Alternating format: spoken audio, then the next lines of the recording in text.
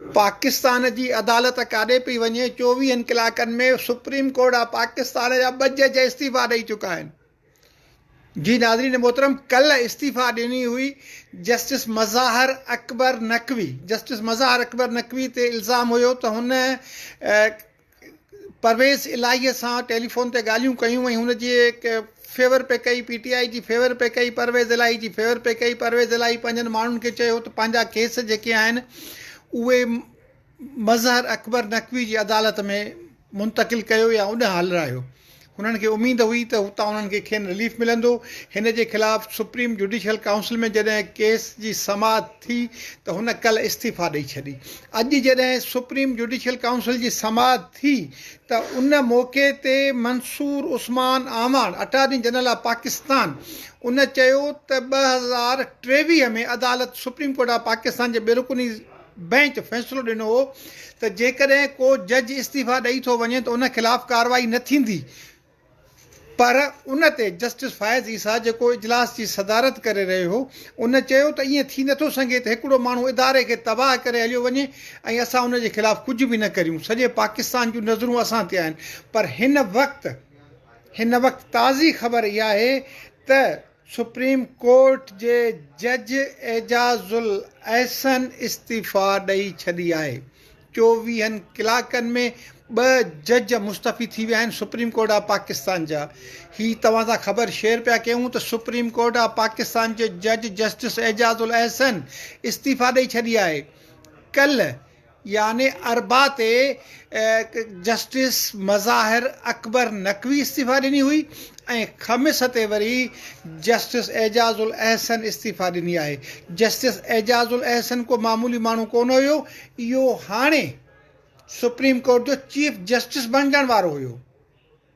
काज़ी फ़ाइज़ ईसा जे वञण खां पोइ हू सुप्रीम कोर्ट ऑफ पाकिस्तान जो चीफ जस्टिस बणजण वारो हुयो। इंतिहाई सीनियर तरीन जज सुप्रीम कोर्ट ऑफ पाकिस्तान जो जस्टिस एजाज़ुल अहसन उन इस्तीफ़ा ॾेई छॾी आहे। सुप्रीम कोर्ट में छा पियो थिए, अदालत काॾे पई वञे, मुल्की हालतूं काॾे पयूं वञनि। हाणे त इहे तकड़ा ई फ़ैसिला थियनि था त हाणे त चूंडुनि ॾांहुं बि माण्हुनि जो ध्यानु वञे थो। सोचण ते मजबूर थिया आहिनि त छा इलेक्शन वक़्त ते थींदियूं बि या न। 8 फरवरी ते जेके चूंडियूं थियणियूं आहिनि, छो त PTI खे बेट जो निशान अलॉट थी चुको आहे या थियण वारो आहे। कल्ह जेको आहे सो पेशावर हाई कोर्ट फ़ैसिलो ॾेई चुकी आहे PTI जे हक़ में।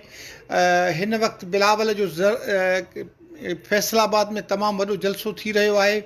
मुस्लिम लीग नून अञा पंहिंजी मुतहरिक असांखे नज़र नथी अचे पई, पर हुननि बि ऐलान कयो आहे त 70-72 शहरनि में हू पंहिंजा वॾा जलसा कंदा। हुननि उहो शेड्यूल अनाउंस करे छॾियो आहे। कनि जलसनि खे नवाज़ शरीफ़ ख़िताब कंदो त कनि खे वरी मरियम ऐं शहबाज़ कंदा। पर अदालत में इहो छा पियो थिए, 2 ॾींहंनि में सुप्रीम कोर्ट जे 2 जजनि जी इस्तीफ़ा इहा सोचण ते मजबूर थी करे त अदालतुनि में छा थी रहियो आहे। एजाज़ुल अहसन को मामूली जज कोन हुयो, सुप्रीम कोर्ट जो सीनियर जज जंहिंजो हाणे वारो हुयो हू जस्टिस फ़ाइज़ ईसा खां बाद में सुप्रीम कोर्ट जो चीफ जस्टिस बि बणजण वारो हुयो। पर अॼु हुन इस्तीफ़ा ॾेई छॾी आहे। मुल्क केॾांहुं पियो वञे, मुल्क जूं हालतूं केॾांहुं पयूं वञनि, अदलिया जूं हालतूं केॾांहुं पयूं वञनि, सियासी हालतूं केॾांहुं पयूं वञनि, इन ते त असां सभई सोचूं था। पर अदालत में हिन खां अॻु में अहिड़े क़िस्म जो को मिसाल कोन्हे जो 24 कलाकनि अंदरि 2 जजनि मुल्क जी आला अदालत मां इस्तीफ़ा ॾिनी हुजे। तव्हां सां ख़बर इहा शेयर कईसीं त जस्टिस एजाज़ुल अहसन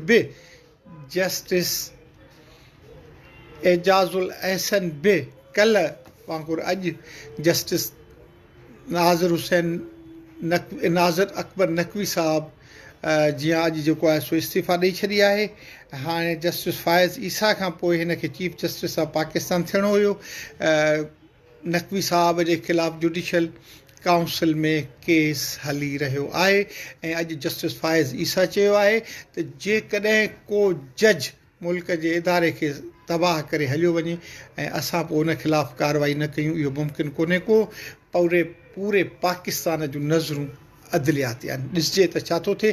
तव्हां सां ख़बर इहा शेयर कईसीं त सुप्रीम कोर्ट जे जज जस्टिस एजाज़ुल अहसन बि पंहिंजे उहिदे तां इस्तीफ़ा ॾेई छॾी आहे। पंहिंजे भाउ पंहिंजे दोस्त शेर मोहम्मद ख़्वार खे इजाज़त ॾींदा। अल्लाह हाफ़िज़।